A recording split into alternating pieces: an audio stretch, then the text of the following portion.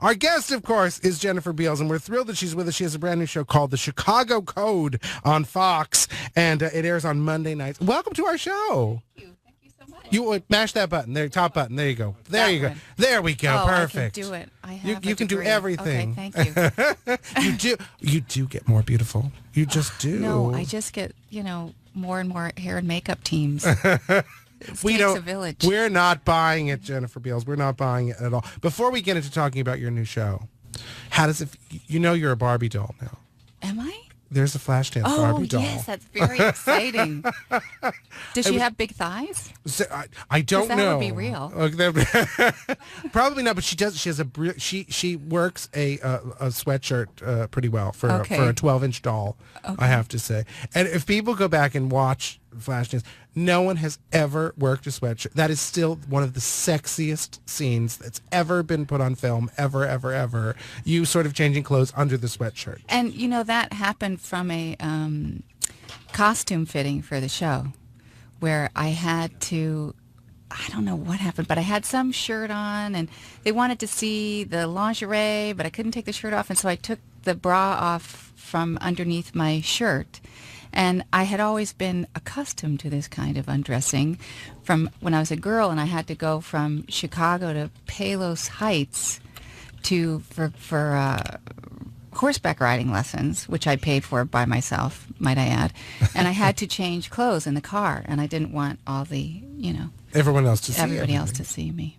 Yes. I love, and it turns out to be a classic cinema moment, and there you have it. And who knew? Who knew? My apologies to all those people who cut up their sweatshirts. No, it was fun for a while. Everyone looked great. No one looked as good as you, but they try. We try. Even I did it. I wore my leg warmers. I was going to ask. I did. It was sad. I was thinner then, but not enough to get away with leg warmers. So tell us about Teresa Colvin, your new character that you're playing on the Chicago Code. Teresa Colvin is a crusader. She's very, very dedicated to cleaning up corruption in the city of Chicago and in the Chicago Police Department and corruption on the streets. And in some ways, it's an incredibly lonely job because as the first female superintendent of the Chicago Police Department, there is no template for that which she is doing. And so she's kind of making it up as she goes along. And her only real friend in the whole endeavor is Detective Wasaki, played by Jason Clarke. And how does it feel to be back in Chicago? Because you're from there originally. Oh, it's terrific to be back in Chicago. Because I asked beautiful city. Like an idiot, I was like, "Where do they shoot?" And you're like, "Chicago." Okay, No, because there are other shows that are supposed to be there that aren't shot yes, there. like So sometimes yeah. they use Toronto for Chicago. Yeah.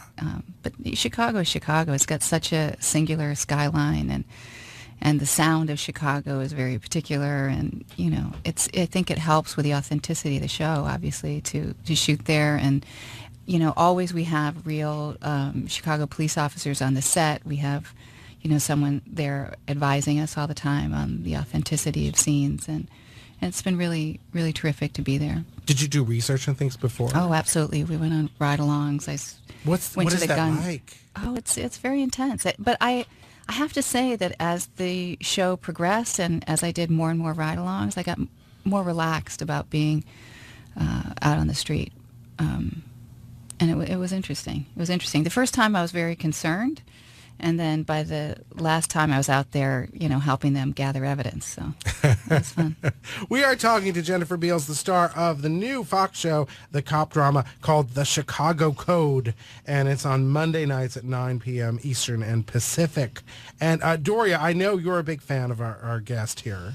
Yes, absolutely. I was thinking as I was hearing about this show, the character in a way reminds me of Jane Tennyson from Prime Suspect, and because a lot of it is focusing on you sort of dealing with that male entrenched institutionalized thinking in the police department. Yes. Is that a theme that intrigues you? Absolutely, because Teresa has to define what her leadership looks like. And a traditional authoritarian, militaristic, if you will, authority is really just from the top down, and that's it. And I think there's part of Teresa that would really like to have a more inclusive leadership, where she would like to be able to share more information. and hear other people's opinions. But there's the worry, particularly in the beginning of her tenure, that it might make her look weak, and she can't afford to look weak. So she's kind of mixing it up a little bit. And she's used to being out on the street with the guys. You know, she's come up in that system, so she knows very well how it works, and she feels very comfortable being around men, and she's comfortable dictating to men. But it's a whole different thing when you become superintendent. You know, it's just a whole different thing because you're also interfacing with politicians, and the politicians may not give you the same kind of respect that somebody you went to the academy with might. And of course, there's that whole Chicago political machine. Oh my which Lord, is it's so notorious. deep. It's so profound. I can't even begin to explain it. And aldermen have a lot of power. And one of the things I love about Chicago is everybody's involved with politics. Everybody has an opinion about politics. And part of that is because you really do have access to the people who represent you. On any given day, you can walk into the alderman's office and talk about what concerns you. And they will listen. And whether they do something about it or not is their decision, but you do have access. And it makes for very interesting political life in Chicago. And I would say it makes for interesting stories on Chicago Code as well. Yes, absolutely, absolutely. One of our callers is calling it, and a big fan. Lynette in Wisconsin. You're on with Jennifer Beals. Go ahead. Hi, Frank. Hi, Doria. Hi. Hello, Miss Beals. Hello. I am very nervous. I've grown up watching you, and I'm not trying to sound like I'm really young, because I'm not. But growing up watching you on Flashdance, and got my girlfriend watching the whole series of L Words. We thought she finally finished, and that was an amazing series you were in. Thank but you. You are so, I'm not saying you're not a believable lesbian, because you are. But you are so believable on Chicago Code. Thank It you. is the best show. Thank you. Well, And I it's really our- feel it's like... our date night. Oh, that's Chicago Code is your date night? Yep. Oh, Kids that's have to be great. in bed. That's great. That's great. Dogs have to be quiet. Right. Well, I have to say that I really feel like playing Bet Porter prepared me in a lot of ways for playing Teresa Colvin, in that Bet was completely unapologetic about her authority and had complete confidence in her authority. And I think for me, it laid a really good foundation for me to play Teresa. Now, I think Teresa really is so much more butch than Bet ever was. I could kick her butt, you know, but I think Bet might have a little crush on Teresa. I think I could see that. I see a split screen thing that could happen. Jennifer Beals, I'm so thrilled that you're here. I want to ask you a question. When Flashdance hit so big, when you were so young, right, and you had to do this, was there ever any worry that was going to be it, and that you weren't going to go on to have this terrific career that you've had? Well, I wasn't really focused on a career. I was really Off to focused. school, yeah, right? I was just focused on going back to school, and I thought, you know, that was my priority at the time, and then whatever you went happened. somewhere wonderful. Where did you go? I went to Yale. Yeah, that's what I thought. Yeah, okay. Yeah. So I wasn't planning, you know, the career. I've never planned my career, which could be incredibly obvious to some people. But, you know, good things have luckily come my way, and I've been really grateful for what I've been able to learn from parts and what I've been able to offer people, particularly with the L Word. I think was a terrific experience for me, and what the show was able to accomplish for so many people.